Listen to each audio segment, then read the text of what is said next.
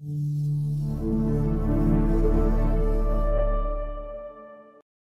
good evening, everyone. Thank you for joining me tonight. I appreciate you taking your time this evening to give us an opportunity to talk to you about single visit dentistry with CEREC. So our main goal for this evening is to really spark your interest in single visit dentistry. It's an area of dentistry which is getting harder and harder to ignore, I'm sure you're aware, in today's digital dental environment.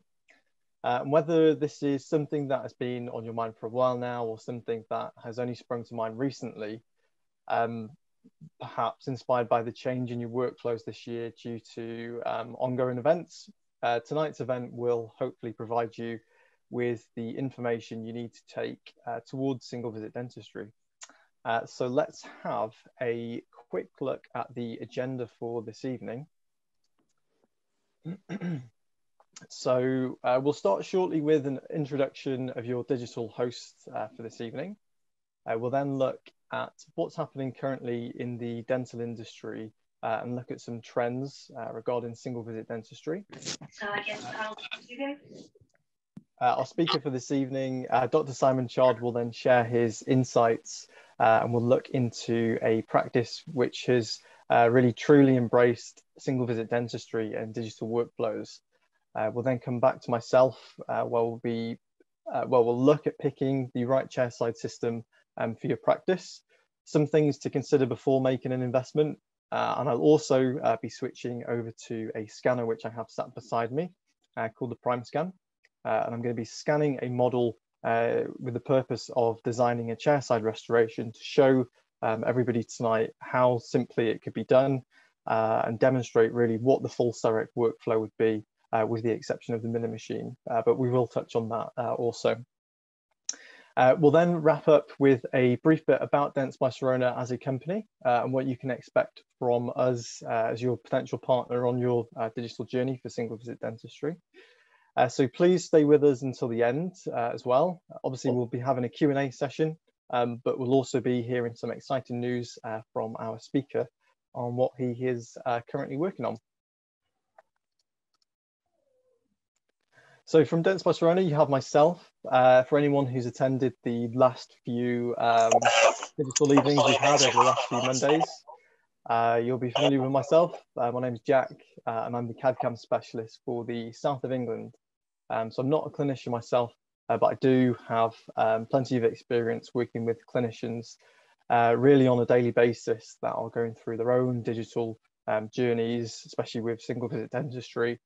And I've worked with clinicians at every stage of that, from beginners to sort of more experts in that field. I've been a specialist for over a year on the CAD/CAM side, but I've been working with dentists at Dentsply Sirona for over 4 years now in other fields like endodontics. And joining me tonight, I'm incredibly excited to say that we've got Simon Chard with us, Dr. Simon Chard. And where do I start with Simon? Simon is an award-winning cosmetic dentist. He's an international lecturer, a British Academy of Cosmetic Dentistry board director. He's the co-owner of Rothley Lodge Dental Practice in Staines, where he practices minimally invasive restorative dentistry, really using the latest technology and techniques. And he is also the co-founder of the eco-friendly, plastic-free Parlour toothpaste brand. You may have seen Simon as well on the cover of British GQ, Men's Health magazine, and in the Times. Do you want to say a quick hello, Simon? Hi, everyone. Thanks for joining us this evening. Thanks for that lovely intro, Jack. No problem. Cheers, Simon. So we'll be coming to Simon just a little bit later, just after some introductory bits from myself. So to begin, I'd like to start with a quick video. So obviously, investing in a chairside system for single visit dentistry is a decision that absolutely shouldn't be taken lightly, but it is one that can absolutely completely transform your professional career without a doubt. And I'm sure Simon will testify to that. This is something we see time after time, and at Dentsply Sirona, we completely understand that. So I will start the video now.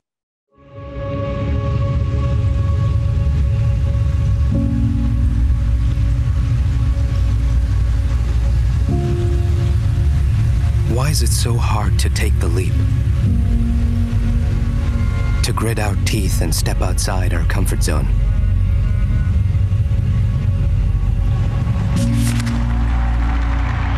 There are moments in life when we feel uncertain, even though we're perfectly prepared. And we sometimes feel small when faced with big changes.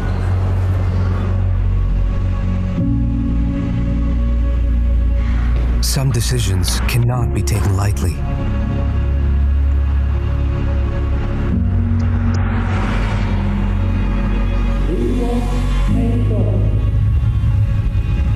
It can be tempting to give in to our fears.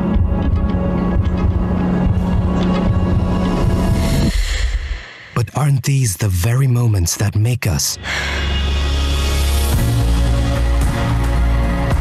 Nothing beats the excitement of confronting a new challenge. Nothing is as rewarding as growth. And beginning the magic of a new chapter.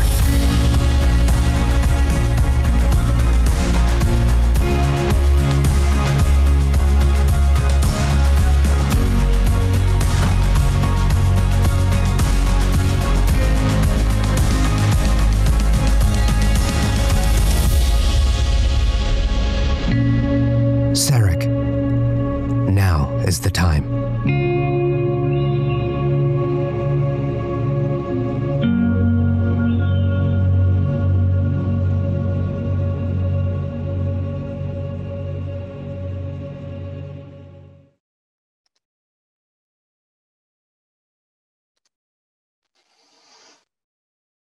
So, surely you'll agree that was quite an emotional video there, and sorry for having such a heavy video to start off with. But I think it's a really effective video. I think we can all at least relate to a few of the experiences that some of the people we saw in the video were going through there. And even for myself, holding online webinars like this has been completely new to me this year.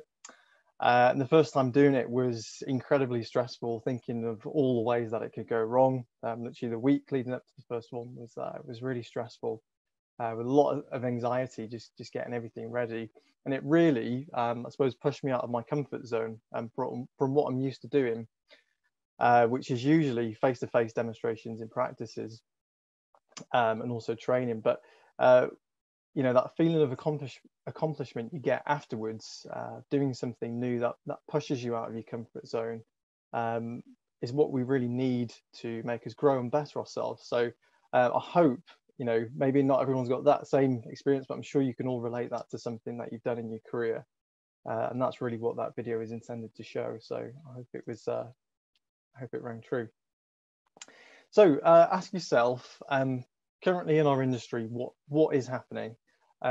Observing industry trends is something that we all have to do, regardless of where we are in the industry, whether or not that's myself as someone working for a manufacturer or a dental practice, owner of a dental practice. So we have to recognize where our industry and business currently is at all times, and where it's due to go in the next few years, in order for our own business to stay agile and competitive. So currently, where is dentistry projected to go in the next few years? Good news is these questions have already been asked on quite a large scale globally. So the following study, which I'm about to show in the next slide, was conducted by Dentsply by Sirona in our three largest markets, which is the USA, Germany, and Japan. And in the study, nearly 900 dentists were asked about 5 developments in digital dentistry, which they felt were most important. Intraoral scanners, you can see massively in the lead there, 62%, and that's not surprising, hopefully, because obviously the wide range of uses a scanner can provide, from restorative workflows to implants to ortho and chairside milling as well. But what is interesting to see is that one quarter of those entries put chairside milling units as one of the next most important developments in dentistry, which is a huge proportion in itself. and it's almost on par with extraoral X-ray scanners and higher than digital medical records. And we can see that this isn't just isolated to the UK. We absolutely do echo that here as well, but it just shows us that on a global scale, this is what dentists as a whole are sort of moving towards. So why would you go digital, and why chairside milling? It enables you simply to offer your patients treatments such as crowns, inlays, onlays, bridges, implant restorations in as little as an hour. And with modern day technology, that is absolutely achievable. So, you know, that is a huge benefit for a practice, but obviously there is that patient side of it as well. So in the next few slides, I'll look at what patients think about single visit dentistry. So the data shows that they are overwhelmingly for single visit treatments, with 83% saying that they would prefer this over multiple appointments, which is insane. Yeah, that is mostly everybody. So maybe that was an obvious one, but less obvious is that a slightly higher number say they would actually travel further just for a single visit treatment. So a practice that was offering that sort of service. So less treatments obviously is less time taken from work and busy schedules. And of those asked, exactly half of them would be willing to pay a premium for this type of service as well. And 2/3 say they would actually change their dentist for it. So just from those figures alone, patients clearly overwhelmingly would prefer single visit dentistry. They'd potentially switch their dentist for it, pay more for it, and would even travel further, which is obviously everything that a practice owner would want in terms of attracting new patients. So again, another video, it's a very short one, and it's just a video looking at how CEREC is able to deliver single unit restorations in only an hour. So I'll show you that now. Today, digital technology is helping people get just about everything done faster, easier, and more conveniently. And now, that includes getting your teeth restored, thanks to Dentistry powered by CEREC, our advanced in-office digital technology. In one visit, we prepare your tooth, then make your custom ceramic crown, inlay, onlay, or veneer right in our office in about 1 hour. No messy impressions, no temporary crowns, no long wait for your permanent restoration. So there's no reason to put off getting that troublesome tooth fixed any longer. How does it work? Simple. First, we capture an image of your tooth with a digital scanner. Then, we create a 3D model of your teeth and your new restoration. The restoration is then fabricated from a ceramic block on our milling machine right in our office. Finally, the dentist inserts your custom-fit restoration a short time later during the same visit. That's it. The same day, you walk out with your permanent restoration and the confidence in knowing it's technology developed by Dentsply Sirona, the world leader in dental solutions, and proven in dental practices millions of times over. Dentistry powered by CEREC. To learn more, ask us about it today.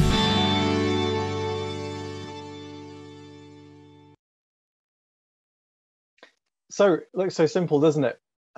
So with that, I would love to hand over to Dr. Simon Chard, our guest speaker for this evening, to tell us all about how it works for him. Thanks a lot, Jack. That's very kind of you.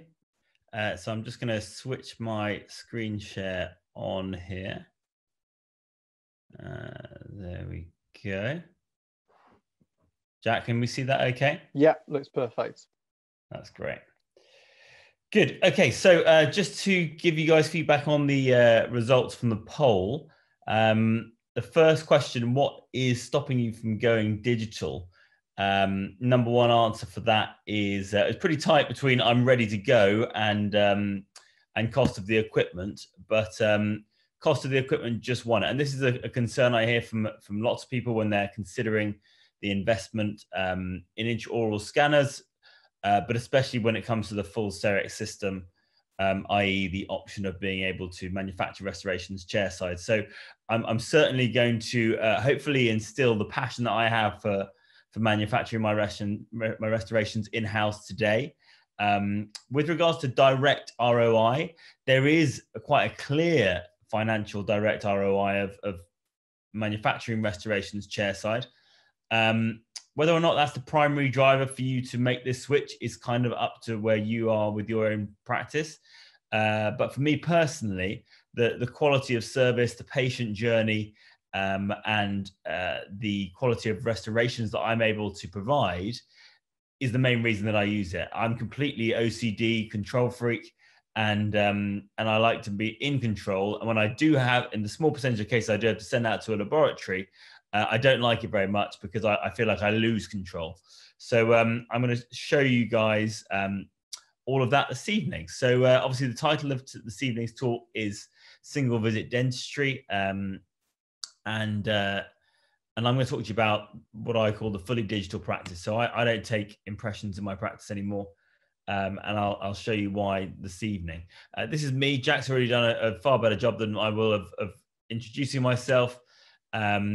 And this is my clinic. So it's a 7-surgery multidisciplinary practice that I co-own with my wife, Dr. Megan. And we took it over from my parents back in 2017. They'd been there for, well, my dad still does work there, but they had owned the practice for 35 years before us, doing traditional crown and bridge work in analog fashion with a close connection with the laboratories. I managed to persuade my dad many years ago now, probably back in 2014, 2013, I think, to invest in our first Omnicam. We now have 2 Omnicams and full in-house milling setup.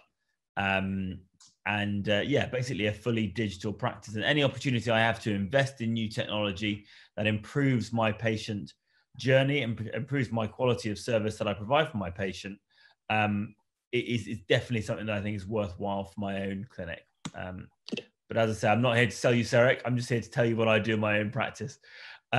We do also run quite a lot of training around CEREC. Out of my clinic, we have a sort of a mini training center there, and we do a lot of stuff with the Dentistry Sirona guys. So hopefully when we are all allowed to get back and seeing each other next year, we'll be doing more of these in the 2021 year to come.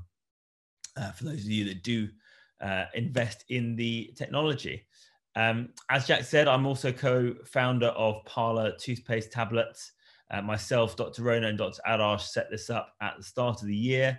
And it's been really, really fantastically well received. Just to give you a very, very quick statistic, almost all toothpaste tubes on the market are made of single-use, non-recyclable plastic. Every single tube takes up to 500 years to decompose. So that means that every tube you've ever seen, ever sold, ever handed out, those little tiny tubes of plastic that we all get free, they all still exist somewhere on our planet, and they're gradually breaking down into our environment. So I'm not going to talk about that anymore. It's something that I'm very, very passionate about. And if anyone wants to send me a message afterwards, you can stock it in your practice. Yeah, just give me a shout. So that is Parlour. So today I'm going to talk you through my journey with CAD/CAM, and this is my journey. As I say, looking a little younger there, a little shorter hair on the sides, moved from Omnicam through to Prime Scan. Both really great machines. We've still got an Omnicam, 2 Omnicams at the practice, but the Prime Scan is incredible. It's an absolute joy to use. It's so straightforward. The learning curve now, even from when I started back in 2013-14, has grown as the learning curve has decreased rapidly. And it's it's an absolute joy to use, to be honest with you. And I'm not just saying that. We do have some 3D printers in the practice as well. This is the Anycubic Photon printer and a Formlabs printer. It's a nice adjunct to have in clinic, and you'll see a few 3D printed cases this evening. I don't use it for printing my own surgical guides because the accuracy is just not there, in my opinion. But it is very useful to have for trial smiles and that sort of thing. So I'm going to start off this evening with a case. I have quite a short session with you this evening, just 40 minutes. So I'm going to be quite concise. There's going to be a lot of cases, a lot of clinical work because I think that's the best way for you guys to visualize exactly how these things work. And hopefully I'll alleviate some of your concerns around potentially the restorations not looking aesthetic enough, or margins not being right, or anything like that, which in my opinion just really comes down to the user and not the machinery itself. So this is Michelle. As you can see, she's got a couple of crowns on her anterior teeth here, and unfortunately the palatal of one of these has broken. These were actually done with my dad about I think 30 odd years ago, 25 years ago. So they've had a pretty good longevity, all ceramic crowns, and the patient has a little bit of decay under upper right one, and obviously a fracture on upper left one. So we're going to replace these for her using modern techniques and chairside restoration manufacture. So here you can see what we've got underneath. Not looking too bad at all. As I say, a little bit of caries, a little bit of staining, but not too bad given the longevity of the restorations. Then this is what we're going to do next is go about basically converting these into what I would call a modern milled or ceramic prep. I don't have the time this evening to go into all the details of this, but you see there's a number of steps that go into making this a high quality preparation, which inevitably generates the outcome you get out the other side. If you put in a bad prep, you're going to get a bad output. And no amount of technology will help you with that. So traditional analog techniques apply. So scan the patient in and then go about designing the restorations. So this is our proposal. This is done biogenerically here, which means the software just analyzes the preparations and then generates a proposal like this. And then we're going to mill it in-house. So I have the MCXL. Obviously, there's now the Prime Mill, which I was tossing up getting just before lockdown. To be honest, it only released this year, but I'll probably invest in that moving forward. And these are the restorations. So these are what the restorations that are straight out of the mill. This is Empress Multi CAD, which has a gradation of color and translucency through the block. And you can see they don't look great straight out of the mill.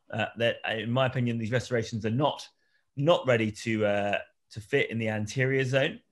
And I don't want to be just a straight out of the mill dentist. I think it's really important that we get into the habit of adding our personal touch, adding the final 5% that makes all the difference, and that little bit of human element to the very, very sophisticated robotics that we're working on.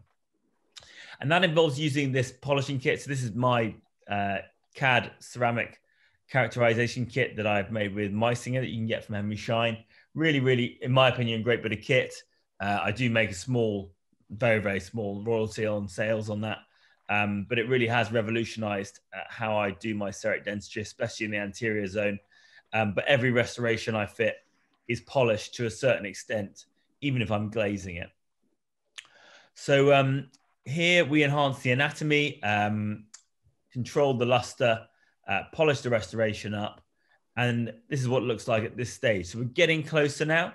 You can see that the luster's a bit better. The shade, now that the sort of coarse nature of straight out of the mill has been smoothed, it's looking a little nicer, but it's still not quite there. So this is when we go down to the furnace, add a little bit of characterization, add some more translucency around the incised ledge, add some white hyperopacities on the incised ledge as well, and then put it through the furnace. With this block, this takes around 12 minutes. And this is our whole workflow. So through from dismantling, through to refining the preparations, design, mill, and then finally the final restoration there. You guys just all make sure your mics are muted for me. That'd be great. So this is the final restoration. So you can see aesthetically spot on, color match is great. Characteristics with regards to the white hyperopacities on the edges are looking really good. Don't worry too much about the black triangle in the middle right now. That's because this is immediately post insertion, and there was some cord packed in there. But yeah, that's what we don't want to be straight out of the mill dentist. We want to be providing bespoke hand finished chairside restorations, and that's genuinely my belief, is that's what we can get with CEREC single visit dentistry, and these are provided in around probably 3 hours. And there's the final smile. So you can see a month later that papilla's dropped in nicely, so that's great. And the reason I start with this case is that as I say, my dad's restorations have lasted fantastically well there, but he would have done those with a technician, analog impressions, 2 weeks at least of temporaries. And we're able to provide restorations like this within just a single visit of a few hours. So it's just interesting to see the comparison there.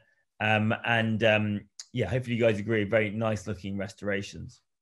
So that begs the question, are traditional impression days numbered? And normally when I do this lecture live, I would ask hands up for people who have written a handwritten letter in the last week. Very few people still communicate in that way. And that's not a nice way to communicate. It's because there are more efficient ways out there that deliver the same results. And that's why we, unfortunately, have to use email. But that's similar to the analog and digital workflow in dentistry now. And this is getting even more easy for digital dentists.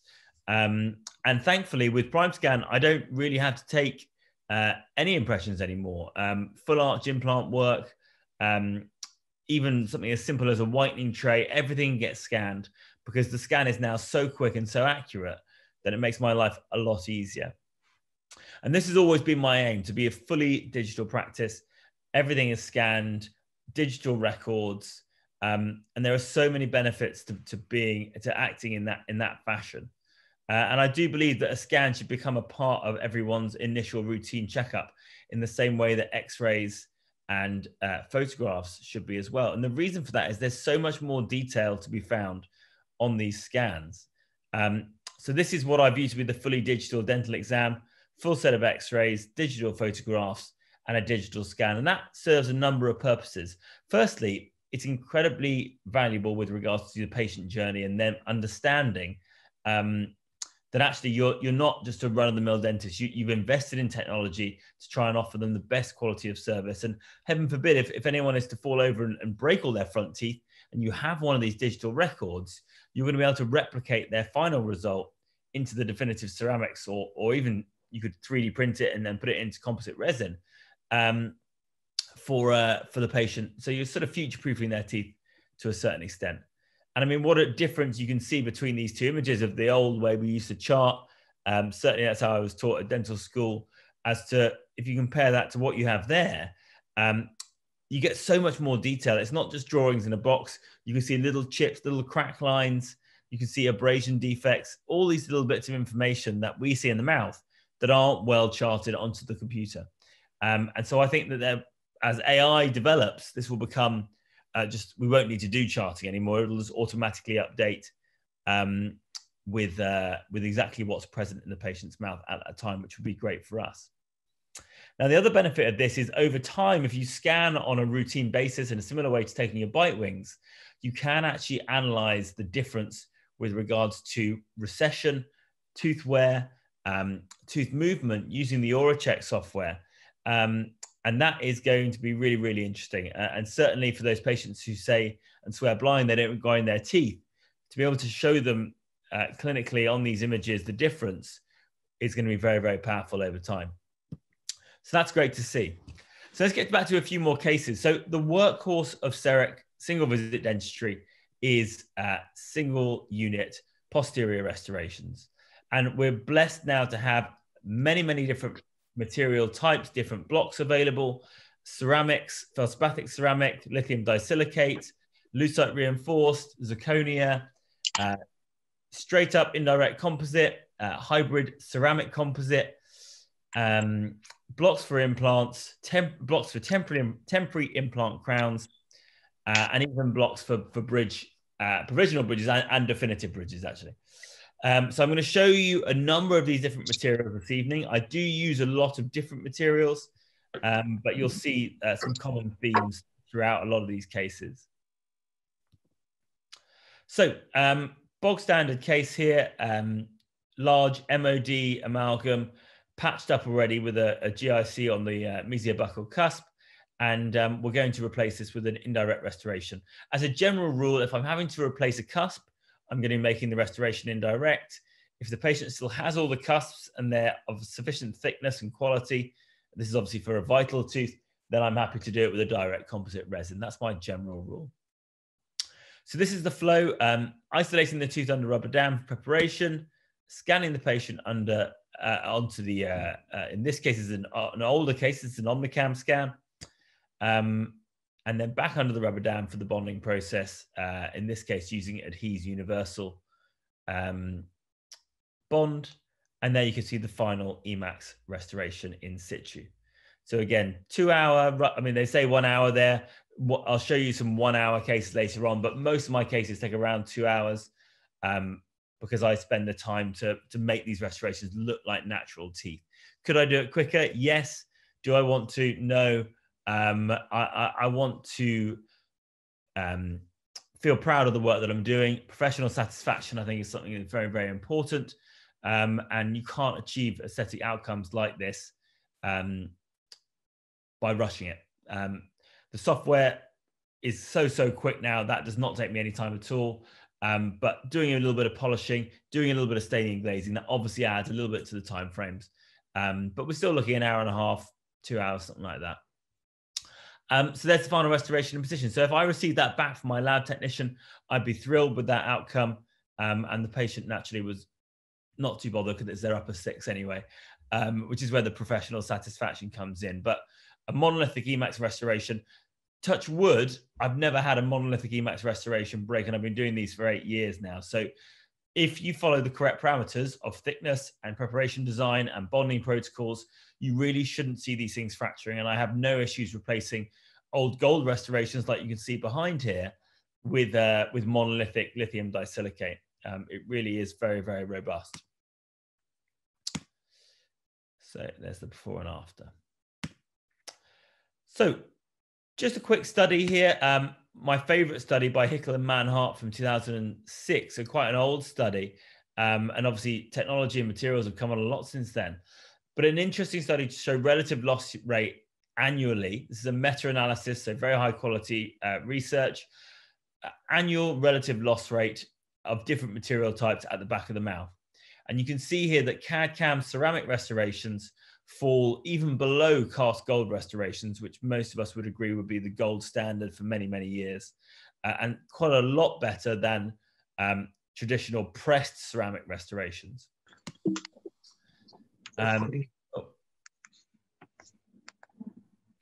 So another restoration here. Sorry guys, can you all make sure you've muted your mics there?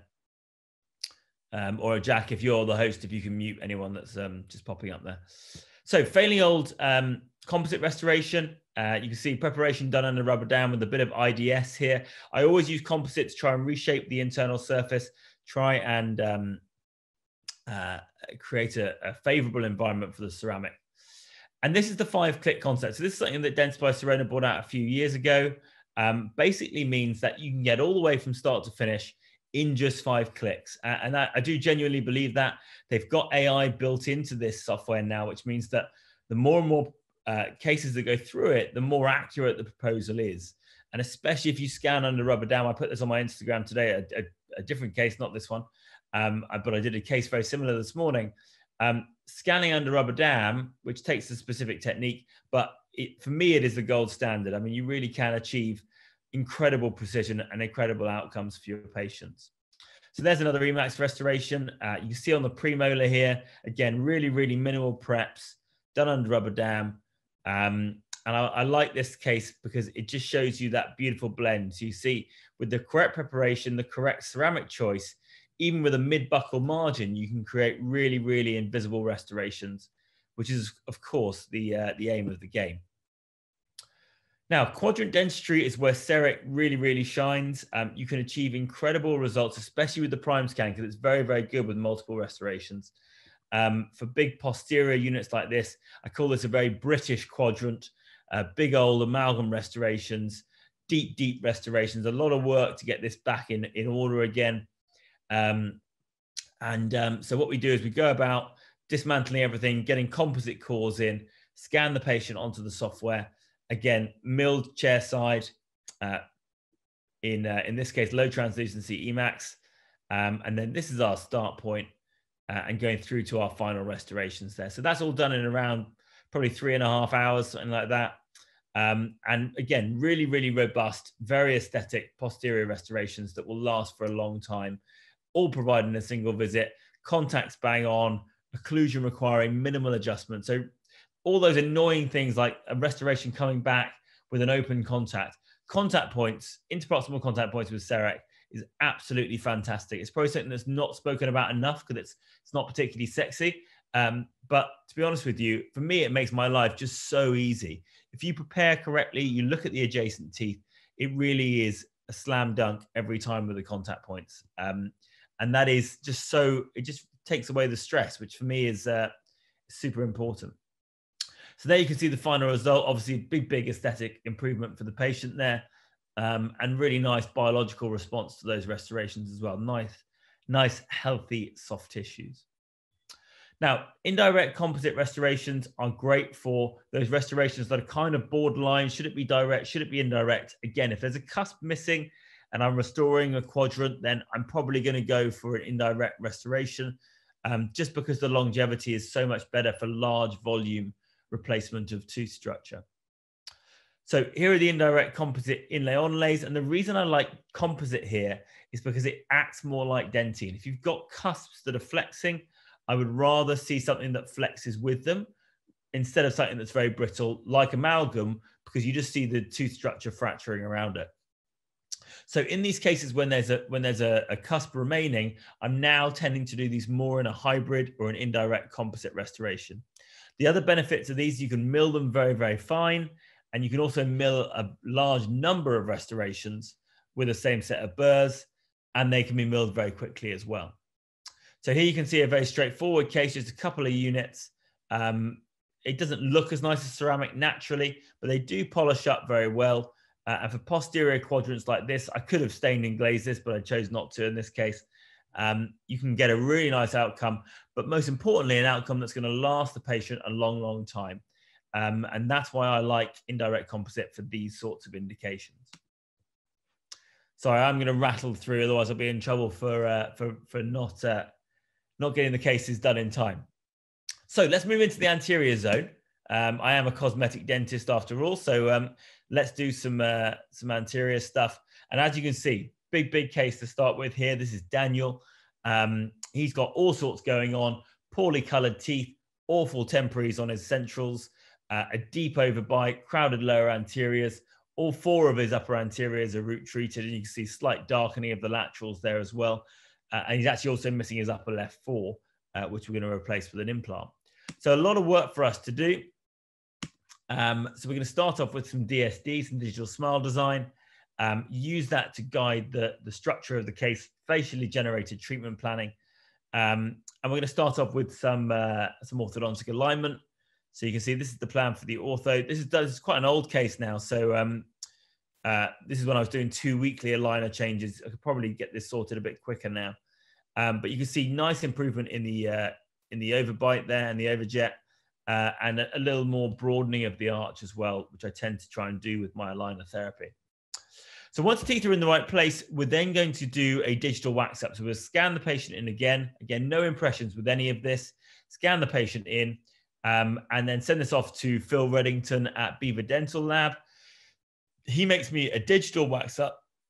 You can see with lots of nice surface texture on those anterior teeth.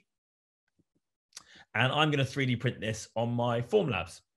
So we've now got a 3D printed outcome. We need to bring this into the CEREC. Now, I'm not going to go into too much detail on this today because it's just a top level discussion, but we call this the cyborg biocopy. And it's basically where you scan the 3D print into the patient's jaw. So you can see me doing that on the left-hand side of the screen here. Again, this is an older case, so it's on the Omnicam. And what that means I can do is I can use anatomy and shapes from the world's best technicians, because it's all done over the internet. But I can do it chairside and retain control of things like contacts and occlusion and that sort of thing. So that's a really nice hybrid way to work with your lab, but still do things same day, chairside restorations. So here you can see the proposal. You can see that anatomy copied onto the software. And then this is the whole workflow. So from the start through to the digital wax up, 3D print, the proposal, and then the final result. So you see a really nice color improvement there. We did some enlightened whitening as well. And there's the before and after. Unfortunately, obviously the perio wasn't great, so we have lost the pupillas there. and we'll have to see if those come down and mature into the embrasures there. But you can see a really, really nice improvement for the patient. And I really love this slide on the right-hand side that you can see, firstly, the gradation of color through the tooth, which comes from those multi-blocks. These are actually just hand polished, so no stain and glaze on these. But also you can see that anatomy that Phil's built in, the macro anatomy, the primary and secondary, but also even the tertiary anatomy with those sort of mid-labial lobes as well. So that's a full ceramic case. I want to show you here another way that I really like to use chairside ceramics, which is it gives me so much flexibility with my material selection. I do a lot of composite bonding. It's not the time this evening to talk about that, but I do a lot of cosmetic bonding. And I like sometimes the patients will present with existing ceramic restorations. They'll need bonding for diastema closures or improving the lengths of the teeth, etc. And you want to match these things up to the best of your abilities. And it can be quite hard, especially with control over luster and that sort of thing. So what I tend to do here is use Empress Multi Ceramics with CEREC, and then Empress Direct Composite, which is all obviously hand-built chairside. And the beauty of that is that the optical properties of the materials are the same, the shade matching is the same, and then it's up to me to get the luster and the shapes right. So this is Brini. She's actually an Instagram influencer, and she wanted her diastemas closed. You can see she's got a porcelain veneer on upper right one here already, and a non-vital darkened tooth. So on the day, we do a quick mock-up just to show her what the slightly wider teeth will look like.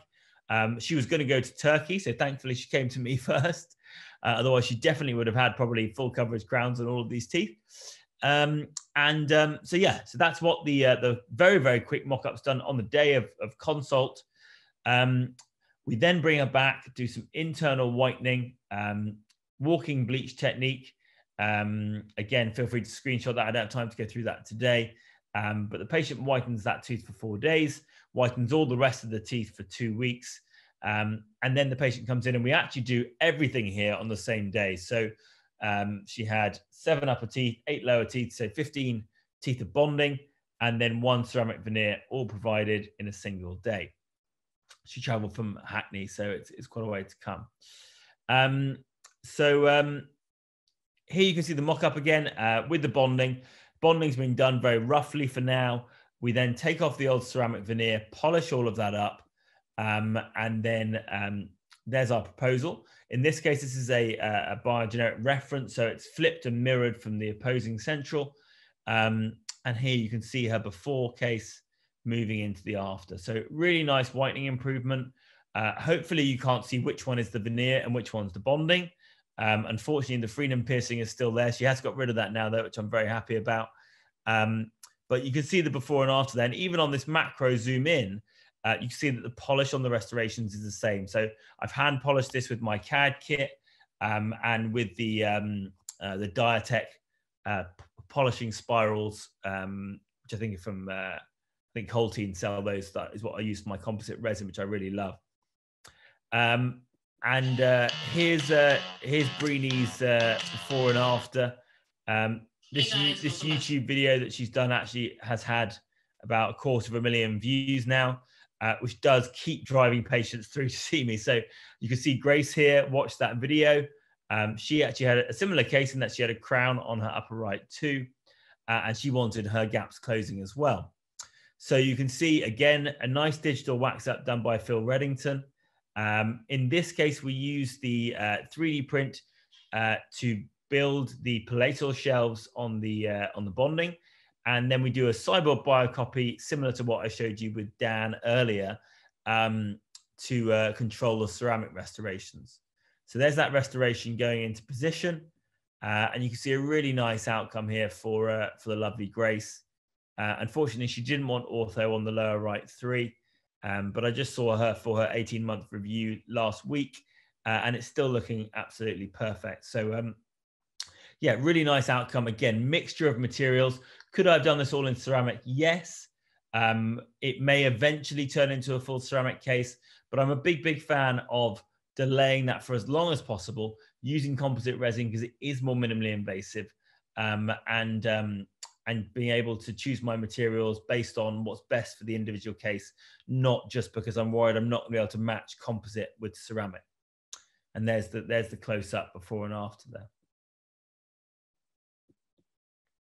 So slight move away from that now. Those are all nice, pretty, minimally invasive restorative cases. Here we're going to show you a much more gritty but quite a cool different way that we can use the incredible depth of scan on the prime scan.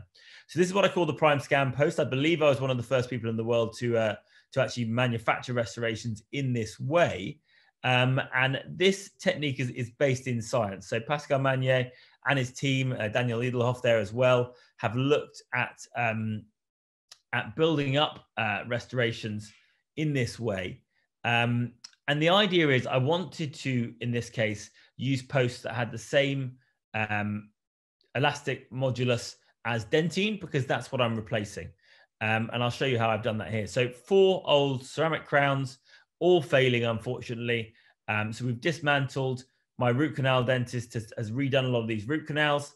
And then we get the patient in to build these teeth up. Now, I actually recommended to the patient that upper right one was extracted because there wasn't sufficient ferrule. He said, please, doc, give it a go. So here we are. But we'll see how long these last for the patient. But we've given it everything we can do with the latest techniques and the best that we have with adhesive dentistry. So here you can see me refining the post preparation with an ultrasonic tip. And this is the real money shot. So you can see how deep we can scan with the prime scan, right to the depth of that post space. So what I do first is I scan the patient in and design 2 enamic posts. So enamic has an elastic modulus very similar to dentine. It's a ceramic composite hybrid material. And you can see we build all those teeth up with those cores, and then we scan the patient in again for some Emax restorations. So all done on the same day after completion of the endo, obviously. And there you can see the final restorations in position. So all bonded together nicely using the latest technology. And again, that case is now about 18 months old and looking really good. So it's a really interesting way that we can use this technology, and that will continue to happen as the technology improves. So finally, I'm just very quickly going to go through a couple of implant restorations. I love restoring implants with CEREC. I love placing implants, to be honest with you. And I'm just going to show you a few very simple cases here. This is how we make restorations with CEREC. So we scan the patient in with a scan post with a little scan body hat on top. And then we mill a ceramic restoration out of one of these, what we call meso blocks or meso blocks, which have the holes prefabricated inside them that fit very, very precisely to the tie bases, and the tie base is specific to the implant system you use. This is a 2mm tie base that goes with Megagen, which brings the ceramic away from the fixture head, which I prefer, and works very well.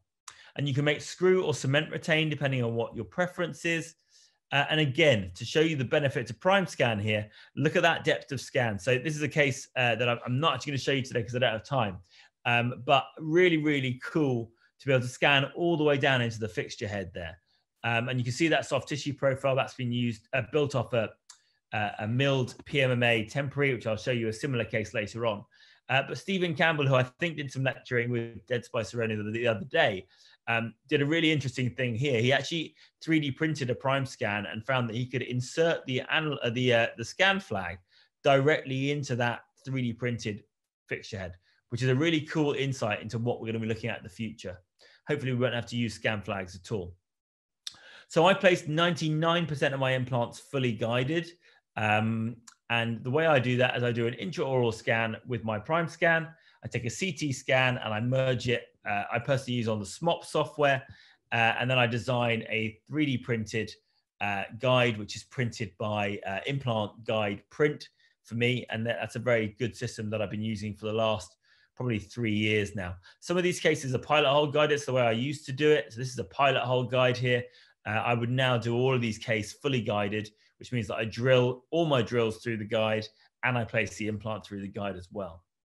So here you can see an implant being placed, very simple case, upper right 5, sorry, and restored chair side using CEREC Emax monolithic restoration bonded onto a titanium base. Really, really straightforward workflow. And I absolutely love restoring my implants this way now. It's very, very predictable. And you get really, really nice outcomes for your patients. And you can use it in very interesting ways. So here is a customized healing abutment. And the reason, let me just get back there. This is what a normal healing abutment looks like. Obviously, nothing like the footprint of a natural tooth. And actually, using a custom healer, you can get far superior soft tissue results around your restorations. So what we do here is at the time of surgery, we place a custom healer, which is milled out of a PMMA block. And look at the soft tissue profile you get out the other side of that. So really, really nice footprint, which makes restoring the implant so easy. When it's placed fully guided, the access hole is exactly where it should be, which again makes your life very, very easy. And then you've got a simple screw retain restoration made chairside, which you can go ahead and deliver without too much stress at all. So a really, really nice workflow there that you can only really do with a chairside milling solution like we have with CEREC. Now, finally here, I'm going to show you just a straightforward, moderately complex upper central case. You can see upper left one here, periodontally involved and had to be removed. And this is a fully guided case. So you can see this is my my SMOP software here. So the DICOM file merged with the STL file, and then the fully guided surgical template designed over the top of that. So in this case, the patient didn't actually go for an implant straight away. We took this out in 2014, I think, and made this resin bonded bridge. And then recently, the patient decided that he actually wanted to go ahead for the implant. And so we came in and placed an implant with obviously a delayed fashion here. So here you can see the 3D printed guide in position, drilling sequence carried out through the guide, implant placed again through the guide, and that little silver line controls the height that the implant is placed to. In this case, because the patient was diabetic, I actually did this with a delayed approach. Normally, I would place an immediate provisional, but I didn't want to rush things here. So we buried this, came back, put a healing abutment on it. And here you can see the soft tissue profile to start with. So not a great profile right now. But what we're going to do, again, is mill a TelioCAD provisional restoration. So PMMA restoration, which looks like that. So it doesn't look great, but we need to build up the two teeth next door. You can see they've been worn away over time. Bit of a black triangle there because of the tapered nature of the teeth. So we then pop some rubber dam on and build up those two teeth. So the upper right one and upper right two. Those are built up, and then we leave that for a month or two. And you can see the soft tissue profile now when we come back is significantly better. Much easier to restore to. So I'd never go to definitive restoration with anterior implants especially. So that's now ready to restore. So you see really nice soft tissue profile there, nice thick band of tissue. And here is the final Emax restoration coming into land. So you see that dropping in there, and then a couple of weeks later for the review, fully integrated and fully healed. You can see the implant position, because it's been fully guided, exactly where it should be. And there's the patient's before and after, all completed. So thank you very much for your time. I think I finished probably just about on time. Sorry if I was a little quick there, but lots of cases to get through. If you guys have any questions, then feel free to pop them on the chat. And I'll pass you back now to Jack, who will hopefully take over the screen share.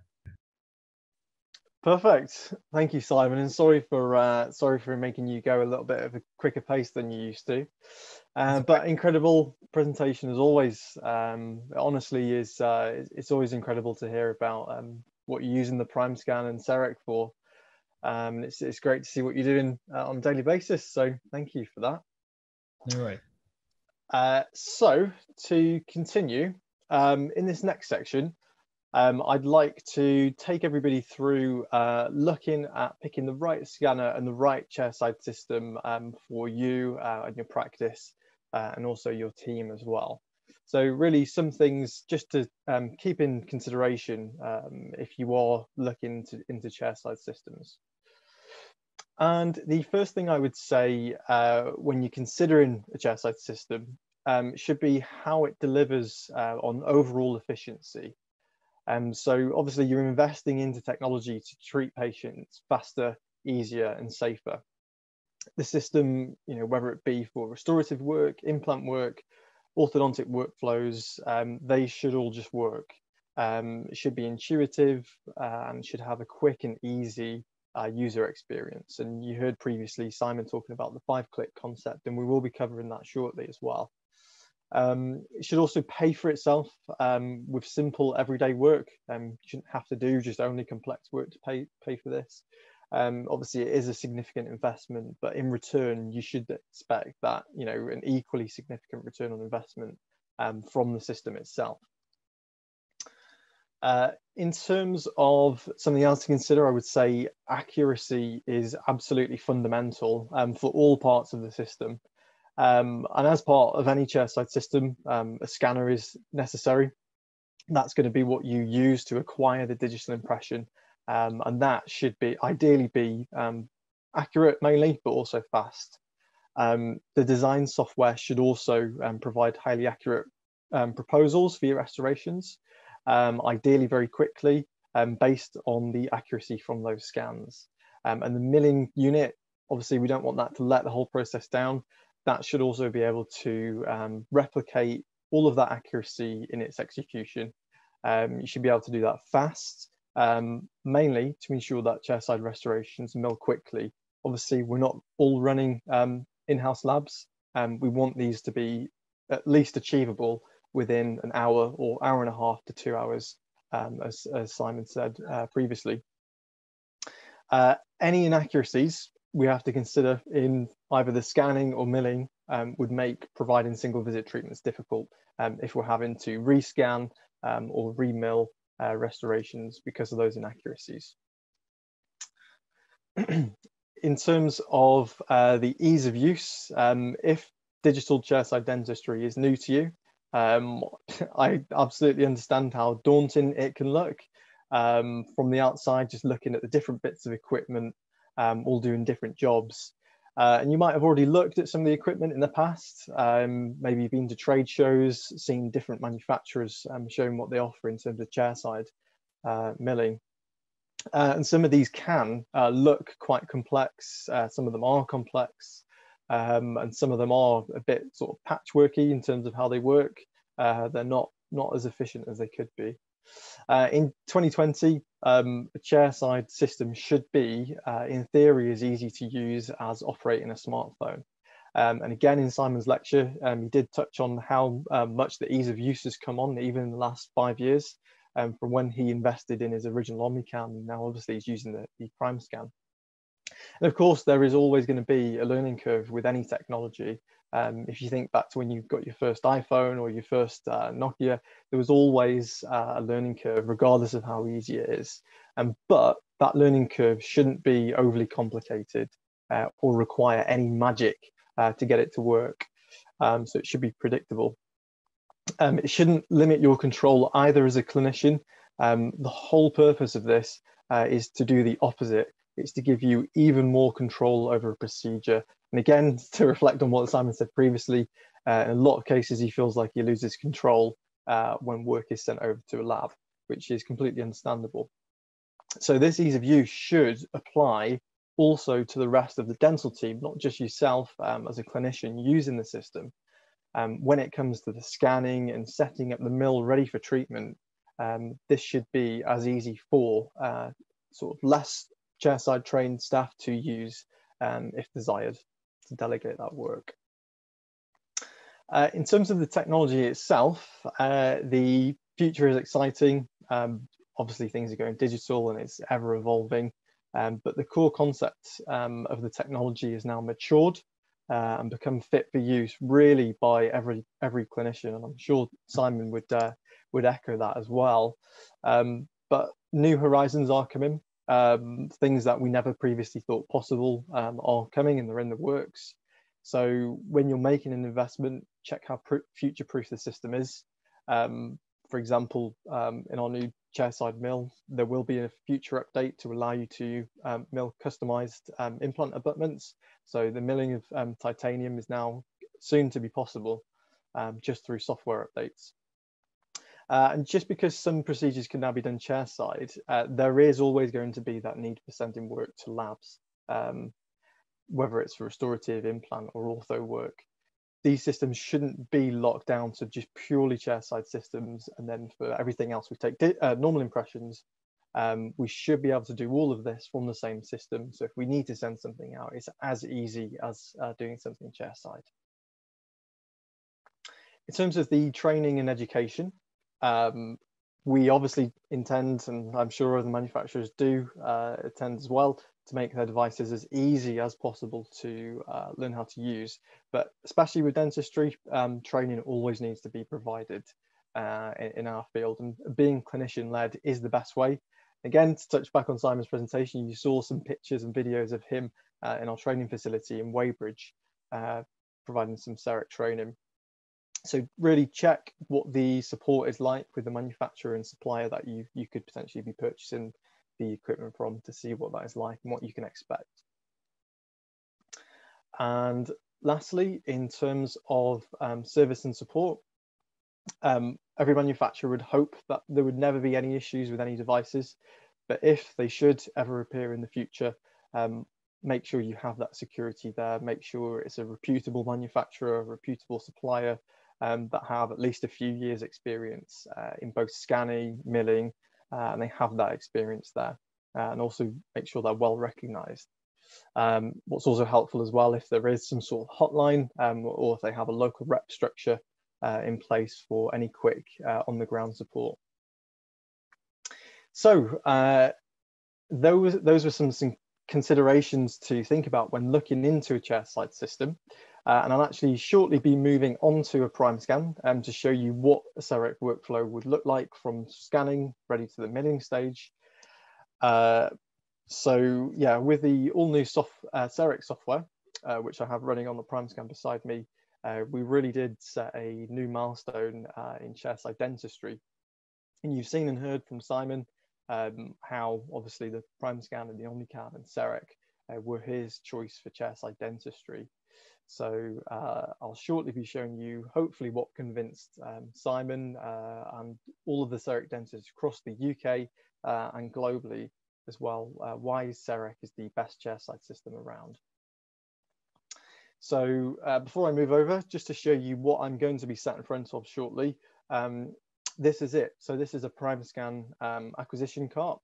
So in front of me, I'll have a big wide touchscreen, which is useful obviously for ease of use, but also as a patient communication tool.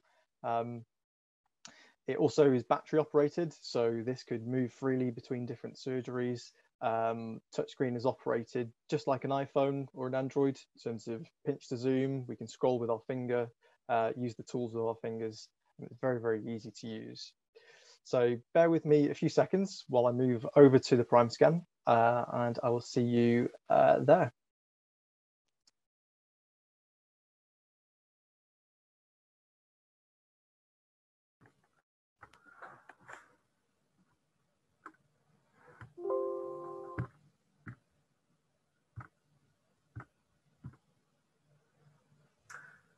Okay, everyone, hopefully you can all see that fine. And can I just get a quick okay from Simon, just to make sure that's coming through okay? Yeah, that's all great, mate. Fantastic, excellent. So what you can see in front of me is the CEREC software. So when we enter a patient so create a patient record, we're first presented with this workflow along the top left of the screen. And this is that 5-click concept that Simon was talking about, getting from point A to point B. That is from starting the patient record, getting all the way to the milling stage, as automatically as humanly possible in terms of where we are with the software currently. So the model I've got in front of me, it's just a regular typodont model. There are a few different preps on here. The one I'm going to focus on is just a single unit crown prep just there. So I tell the software just by touching which tooth it is I'm looking to restore and what material I'm looking to restore that with. And this can be changed even after we've done the scan. This isn't set in stone. So I move next, and rather than taking a physical impression, we take the prime scan camera, which I've got in front of me here, which you can see. So we hold this just like a pen, and it really is as simple as taking this camera over the arch. We can decide on whether or not to take a full arch scan or a quadrant scan. In a lot of cases, for a single unit CEREC restoration, a quadrant would suffice. But just to demonstrate the speed really of the prime scan and the accuracy, how quickly I can get that full arch impression. So I'll just fill in a few more of these holes around here, but you can see just using my finger to manipulate this, how quickly we can fill that in. And the most important areas there we've got. So the prime scan, not only is it fast and accurate, the software is incredibly intelligent. So if we're contending with soft tissue inside the mouth, obviously it's something I can't really demonstrate as easily here, but I'll use my thumb as a replacement for tongue, for example. If I was to get any of that in a scan, so if I just get a bit of my thumb in the scan like that, this is a really common thing. Anyone that has a scanner already or knows anyone with a scanner knows that patients' tongues absolutely love the tips of scanners, just can't seem to get enough of it, they can't keep it away. The software is intelligent enough to know that teeth don't move, but soft tissue does when it comes to a scan. So if I remove that thumb or tongue and scan back over that area, it will intelligently cut it out just like that. Now, once it's rejected it and it knows it's not supposed to be there, if I reintroduce my thumb, it will actually just refuse to put it in the scan, and it just rejects it like that because it knows it shouldn't be there. Okay, so to continue the scan, I just keep the camera there, back where I started, and just continue scanning that arch. I'll just fill this in and then we will process to the next stage. It's worth mentioning as well that as I'm taking a scan, the prime scan is also recording the shade of the teeth that I'm scanning, and we can take multiple shade readings from each part of the tooth. Should we desire, we just need to make sure that the camera is calibrated accurately every couple of weeks, but it is an optional feature, but it is in there. We then get the patient to bite together, and we take a buccal bite scan just by scanning the bite like that, and it automatically articulates the two scans I've already done together. Okay, so that was all of the acquisition done as quick as that. Now, if I wasn't talking through that, I think realistically, probably some of the fastest scanners, I would say Simon Chard is probably up there in terms of the quickest scans I've seen. And I think realistically for something like this, a minute per arch is achievable, absolutely. But for general users, 2 minutes maximum for a scan just to take an arch, maximum of maybe 4 to 5 minutes to get the actual impression, if not much quicker than that. So the software is now going to process all of those images. We've taken thousands and thousands of images. We've got lots of data there. It's just sifting through everything, processing all the textures, the shade information, and then it will present us with our final result.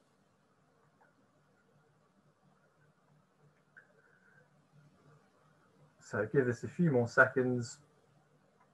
And what we should see the computer doing here is we'll get a much higher resolution model now. And unlike the past, we can see it setting the model axis here automatically. These are all features that previously we had to do manually in CEREC. But now it's all automatic. So take a couple of minutes to do this, and here is the final result. So I've got a few different things to look at, and I'll just briefly cover these. We'll go to edit model so we can see this a bit more clearly. We can see the bite registration there from a buccal bite scan. This can be turned on or off. And then we could also take a shade reading as well, just using that feature there. And we can pop this on here. This is a completely opaque model, so it's always going to read an A1. Turn that off. And then we can see now the 5-click concepts, all of these features, all of these steps in the CEREC process are now all automatic. So everything from the model axis to drawing a margin is all done for us. And you can see the software usually gets about 80 to 90% of the way there on a margin like this. And we can see this with the blue line. So the software's had a look at our prep and tried to find where we've done that margin. And it's going to get confused in some areas.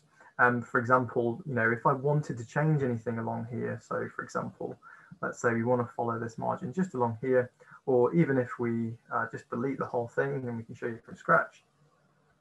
It really is as simple as taking the mouse cursor over the prep, and then the software will automatically follow.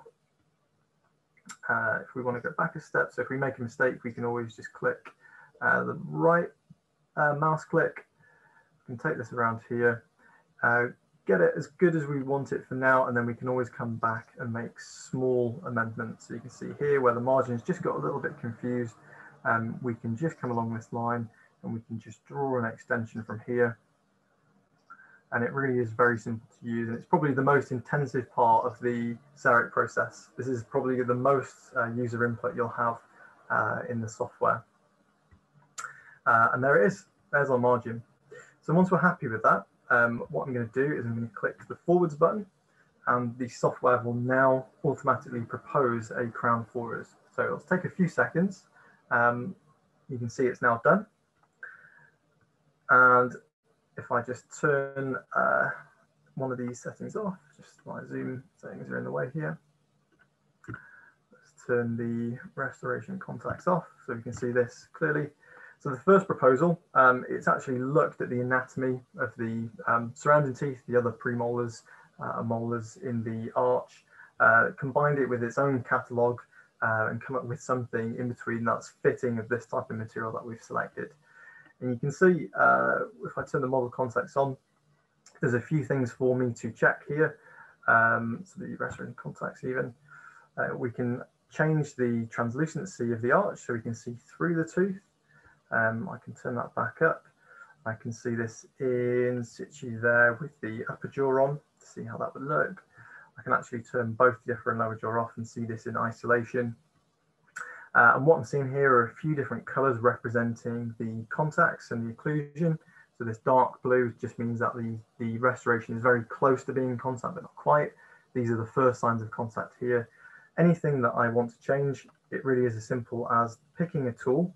So you can pick a tool just using the tool wheel like this, and then you've got a more comprehensive list just over here.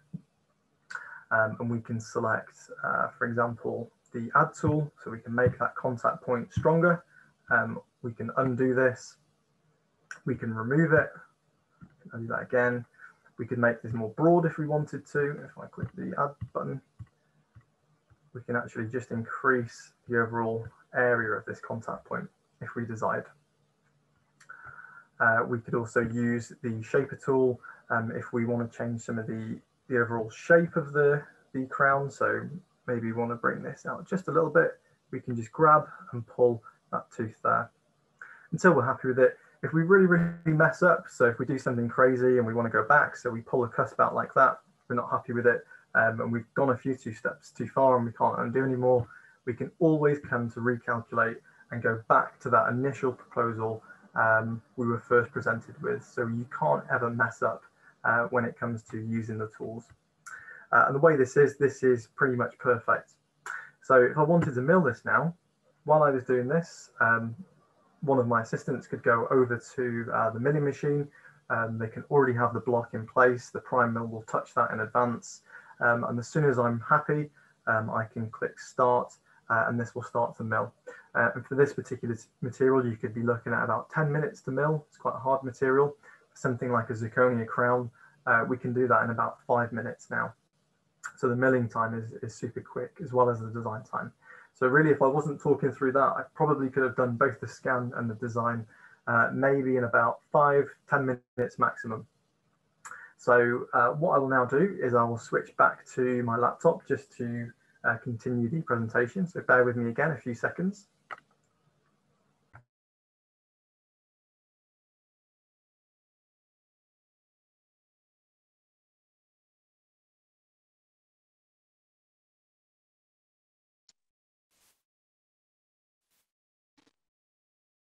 Okay, I'm just going to get the presentation up.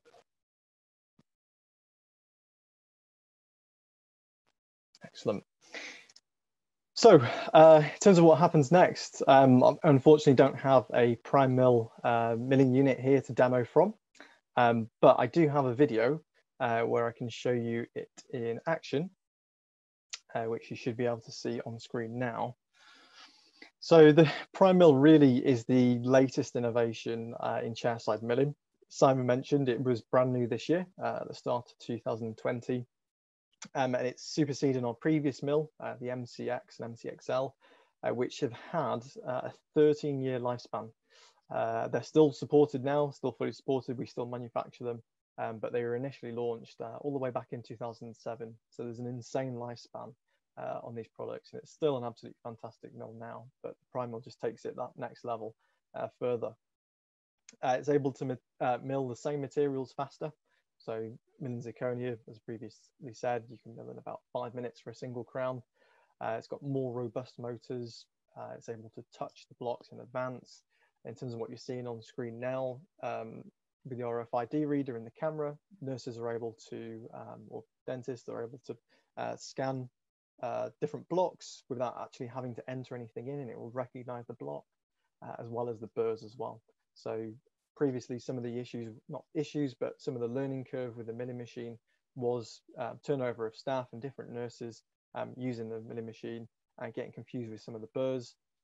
This now makes it very, very easy to do all of those operations without the dentist being present. Very, very easy to train people to use this in comparison. Obviously, it looks fantastic as well. Part of that sleek design, one is to match the aesthetics of the prime scan, because this is the prime mill. But you are also able, and we do see this in a lot of practices, you're able to either put this at the side of your surgery for patients to see, or in my opinion, even better, you can put this in a waiting room. And we do have bespoke cabinets. It's not necessarily a loud mill. This is about 40% quieter than the previous one, but the cabinet will make it even more soundproof, and it's lockable. And you'll be able to store all of your blocks and materials in there as well. So fantastic piece of kit, especially for patient marketing. Simon as well has a milling machine in his waiting room.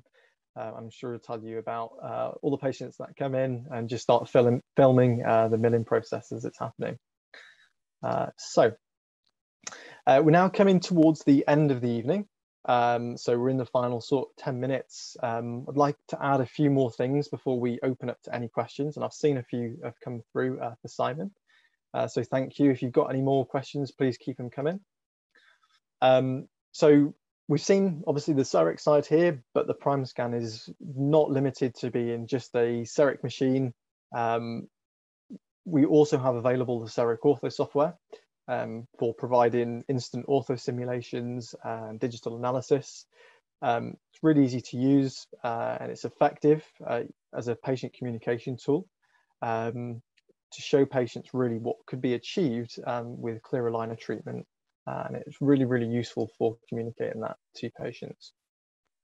And it's of course compatible with almost all clear aligner systems, including SureSmile, which is Dentsply Sirona's clear aligner service for patients desiring straighter teeth. This is something you would have seen in Simon's lecture earlier, the AuraCheck software. This is a patient monitoring app, which essentially will compare scans from, for example, 2 years ago to today, and will highlight any differences in the patient's mouth, from gum recession, tooth wear. I like the Bruxis example you said earlier, Simon. Tooth movements, it will highlight all of that for you. And lastly, it can be used for single tooth implant workflows chairside. But when it comes to things like large implant bridges, these officially can't be done yet with intraoral scanners. But really happy to say Prime Scan is currently pushing the limits of this previous limitation. And it's still currently a work in progress, but the progress has been extremely positive so far. And the pictures have kindly been shared with us on screen there by Dr. Carlos Rapulo from Spain, who is currently testing this for Dentsply Sirona. So the final part now, before we get to the Q&A, here's just a brief background on Dentsply Sirona for those that don't know, and don't worry, it is brief. I'm proud to say that Dentsply Sirona is the largest global manufacturer of dental equipment and supplies. I'm not sure if that's news to anybody, but it's always good to hear. In terms of the company itself, in the UK, we're based in Surrey, in Weybridge, not far from Simon's practice actually, in Staines. But our global HQ is in Charlotte, in the United States. But the majority of our equipment is actually made and manufactured in Germany. Globally, we're a 15,000 strong team with an annual revenue of about $4 billion US, and that's evenly split all across the globe. So we're not just Europe or America centric, but all across the globe. And our purpose and mission is to every day empower dental professionals all across the world to provide millions of patients with better dental care and to make those patients smile. So we empower clinicians through innovation, and as the global technology and innovation leader in the dental industry, we currently spend upwards of $150 million a year to advance dentistry. And we also have the largest R&D platform in the industry with over 600 scientists and engineers. So we have a huge budget for research and development. And speaking of CEREC, this is the same commitment to R&D which has enabled us to develop CEREC over the last 35 years. And you can see a timeline there from starting in 1985. Well, in the next slide, we'll come all the way to modern day in 2020.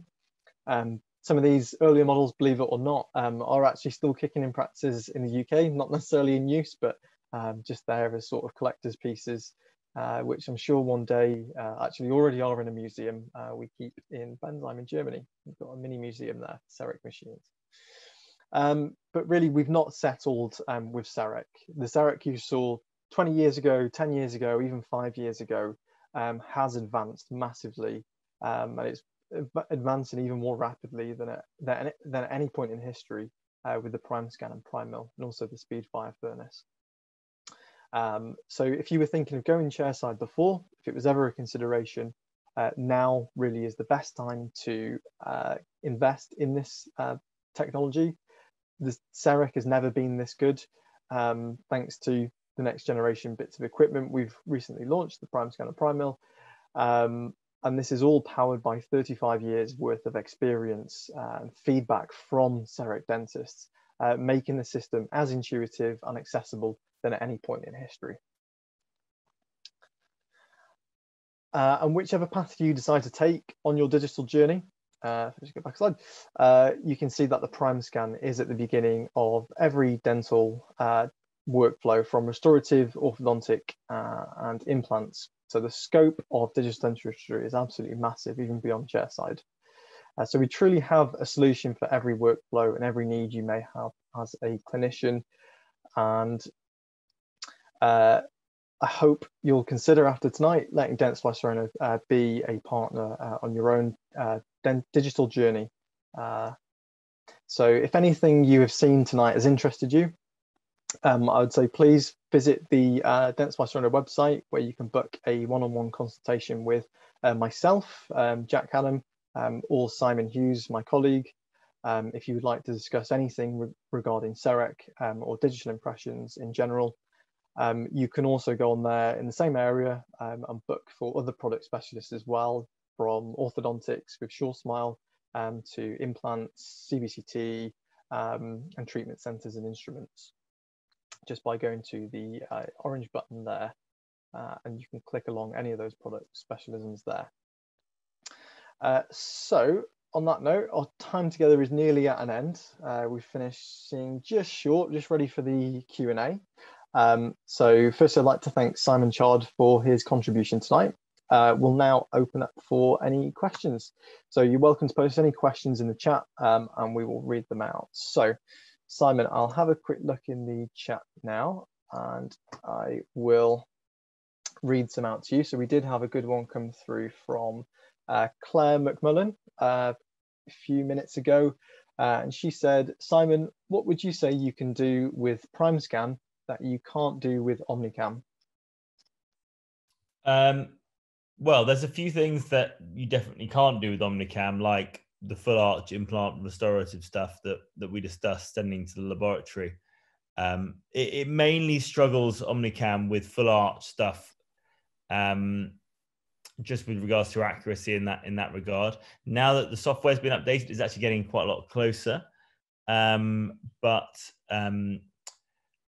things like scanning soft tissue on Omnicam is very, very difficult. So like a large bounded saddle or a free end saddle or the palate, for example, very, very difficult to scan with the Omnicam. And I used to have to blob little bits of flowable onto the soft tissue to give it some data to track on. That's not an issue with PrimeScan. You can scan anything very, very easily. Teeth with big undercuts, teeth with shiny crowns, really hard to scan with Omnicam. Again, much, much easier with PrimeScan. So in general, it's just the speed and ease that you get with PrimeScan that makes it so much more practical for a do-it-all scanner. But with regards to the output, Omnicam gives you just as good restorations out the other side. It's just practicality-wise, if you give me, I did it up until recently, have an Omnicam and a PrimeScan sitting in my surgery. I would love using my PrimeScan. Even now, I've had it for almost 2 years now, and I absolutely love using it. The Omnicam, once I tried the PrimeScan, became a bit old school, for want of a better term. Excellent. Thanks for that, Simon. We've got another question from, apologies if I'm pronouncing the names wrong, it's Anderson Munoz. Simon, how long would you say it would take someone new to CEREC to become confident? Confident with single unit posterior restorations, I would say probably 5 restorations. It's really, with the right training, which is really, really key. The learning curve, as you said before, is like a smartphone now. And I've been using that analogy since the Omnicam, to be honest, because I always said my dad doesn't know how to use his iPhone, but he can use a CEREC machine. That was an analogy I used to give for the Omnicam. Now with the PrimeScan, with the 5-click concept and the AI controlling everything, the learning curve is almost non-existent, really. It's a step-by-step. As long as you put in good data, you will get a good outcome at the other end, and you just need the training to know how to use the tools. So let's say a month or 2 to start doing posterior units, then start doing multiple posterior units, then move into the anterior zone, then multiple anteriors, then implant restorative and that sort of stuff. Excellent. Thanks, Simon. What would you say, so this is from, this is either Bob Lucas or Lucas Bob.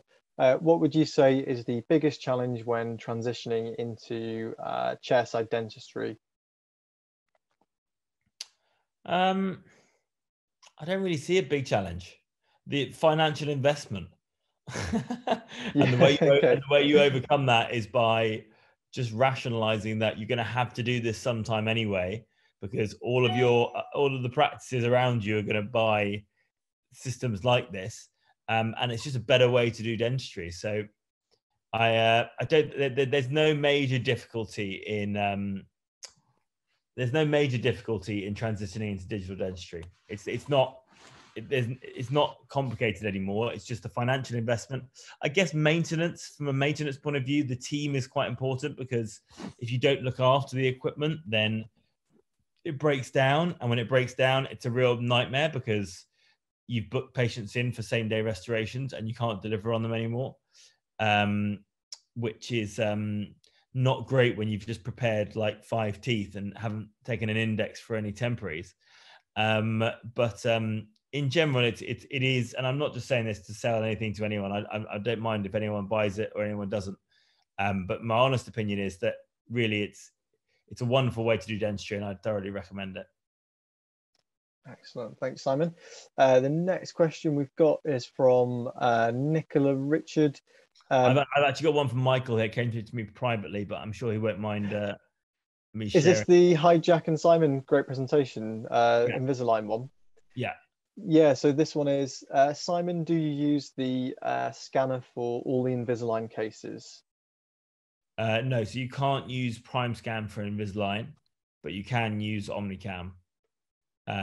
So Prime Scan, what you have to do is just export the STL file, and then you can send that directly to Invisalign, or obviously you can use Sure Smile directly, but you can't send a Prime Scan directly to Invisalign. Yeah, for some unknown reason. Yeah, and just from my point of view as well, just to clarify that even further, there's not necessarily a limitation of the technology of the Prime Scan. The scanner is the most accurate, or among the most accurate scanners available. It's purely sort of an artificial sort of block placed by certain manufacturers from sort of other scanner companies. It's not necessarily something that is the Prime Scan's fault, unfortunately. With the previous generation scanner being completely validated. So just to elaborate on that, thanks. So we got Chris Hood as well. Great insight to your world. Is there a speed sinter cycle for chairside zirconia crowns? Yes, there is. Jack will probably know more than this than I do, because I don't have a Speedfire furnace. Although I am considering getting one, with the way zirconia is going more and more aesthetic and translucent in its monolithic form. But my understanding is you can sinter zirconia now in what, 10 minutes? Yeah, I think, realistically in a Speedfire, maybe about 15 minutes. It probably, give or take, a minute or two. Probably a little bit lower than that, but yeah, realistically in a Speedfire, that's by in a Speedfire furnace, yeah, realistically you can do chairside zirconia in about 15 minutes. You've got the option to both wet grind and also dry mill zirconia in both the prime mill and MCXL milling units as well. And depending on whether you wet grind or dry mill is going to alter the amount of time it takes to sinter as well. Dry would be the preferential way to go, because the zirconia doesn't have to dry out first in the Speedfire to get that water out before it sinters. So thanks again. And I think that is currently all the questions that have come through, unless I'm missing anything. Please, if I've missed anyone out, please just post your question again. But have you got anything to add, Simon, at all? Just while we wait for anything else to come through, or? No, I think that's everything on that. I think you guys asked me to finish with a final little tidbit on to help everyone out. And I think at the moment, I'm sure lots of people are doing this already, so apologies if this is me teaching anyone to suck eggs. But if you don't have a system set up in your practice to facilitate virtual consultations, they've been incredibly valuable for me over the first lockdown period, and with regards to reigniting new patient inquiries and even existing patient inquiries over the lockdown period. Jack's shown this evening that the Dentsply Sirona have jumped on online consultations as well. They are the future. They're not going anywhere. Post-lockdown, virtual consultations will still be a thing. And so if you don't have a system in place to utilize them in your practice, I would thoroughly recommend getting that set up. I did all of my own ones during lockdown, which meant I had loads and loads of new patients to see as and when it was safe to do so when we were released. I now have a treatment coordinator doing it within my practice. But what I'm really trying to say is try and use this difficult time that we're all going through at the moment to innovate and pivot and make your practice the practice you want it to be. And I think now really, and I hope it doesn't sound too salesy, but now really is the time of all times to invest in an opportunity where you can provide a single visit restoration for a patient, because naturally it means that there's less throughput of patients through your practices. They don't have to come back and fro on a number of occasions. And yeah, investing in technology is always a good idea for your business, I would say. Fantastic. Well, if that is everything, I think, sorry for running just a little bit over, everyone, but I hope we've utilised that extra time usefully for you. So on that note, I'd like to say thank you everyone for attending tonight. Thank you again to Simon Chard for running this with us. Do join us if you're free again next week. We've got another evening on, and I think we've got a few more beyond that as well. Some of them will be with myself, some of them will be with different staff from Dentistry and different speakers. I think next week, if I'm right, I think we may have Dr. Michael Norton on for a digital implant talk, if I've got that right. But you can see all of that on our social media feeds, such as Instagram and Facebook, and you can sign up for free, just like this evening. So on that note, I'd like to say goodbye to everyone. Thank you very much for joining.